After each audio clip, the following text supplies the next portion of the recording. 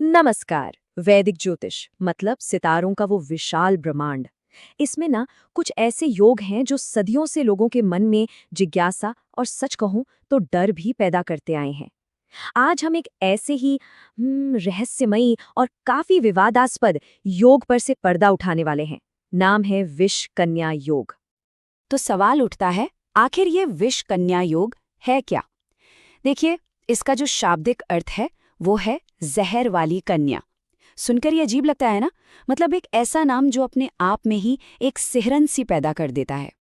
तो ज्योतिष के जो पुराने ग्रंथ हैं उनके मुताबिक ये एक ऐसा कॉम्बिनेशन है, ऐसा संयोग है जो किसी स्त्री के जन्म कुंडली में बन सकता है। और इसे इसे बहुत ही अशुभ, मतलब कि बहुत चैलेंजिंग और घातक तक माना गया है। और देखिए, जो सोर्स टेक्स्ट है वो इस बारे में कोई लाग लपेट नहीं रखता। बिल्कुल नहीं। वो सीधे सीधे कहता है स्त्री के कुंडली में सबसे घातक योग है विष कन्या योग। अब ये एक एक बहुत बड़ा दावा है जो इस योग की गंभीरता को एकदम सामने लाकर रख देता है। अच्छा, तो अगर ये योग इतना घातक बताया गया है, तो फिर इसके परिणाम क्या होते होंगे? इसके असर क्या होते होंगे? आइए अब जरा देखते हैं कि ग्रंथों के अनुसार ये किसी की जिंदगी पर क्या असर डाल सकता है। कहते हैं कि इसका असर जिंदगी के लगभग हर पहलू पर पड़ता है।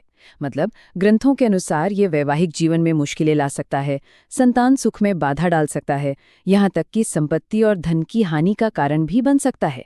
और बात यहीं खत्म नहीं होती। ऐसा भी माना जाता है कि इसका असर सिर्फ उस व्यक्ति तक सीमित नहीं रहता, बल्कि उसके संपर्क में आने वालों पर भी पड़ता है। मतलब अपने परिवार और ससुराल दोनों के लिए कष्ट का कारण बन सकता है। तो अब आता है सबसे जरूरी सवाल, आखिर ये योग बनता कैसे है? कुंडली में ऐसी क्या खास बात होती है? तो देखिए, ग्रंथ इसके बनने के लिए कुछ बहुत ही स्पेसिफिक, बहुत ही खास ज्योतिषीय स्थितियां बताते हैं। ठीक है, तो चलिए अब इसकी टेक्निकल डिटेल्स में चलते हैं। सबसे पहला जो कॉम्बिनेशन है वो 3 ग्रहों की एक खास तिकड़ी से बनता है। ध्यान से सुनिएगा।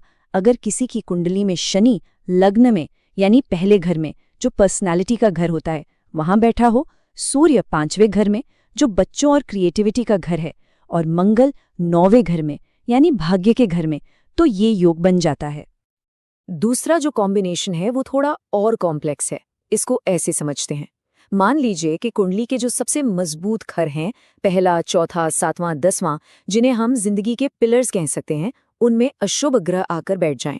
और उसी समय जो शुभ ग्रह हैं, जो मदद करने वाले प्लैनेट्स हैं, वो कुंडली के सबसे कमजोर घरों में, मतलब 6, 8वें या 12वें घर में चले जाएं, तब भी ये योग बनता है।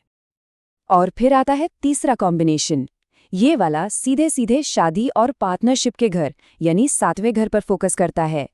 अगर इस बहुत जरूरी घर में कोई अशुभ ग्रह बैठा हो, और सिर्फ बैठा ही ना हो, उस पर किसी दूसरे अशुभ ग्रह की नजर भी पड़ रही हो, तो ये भी विष कन्या योग बनाता है।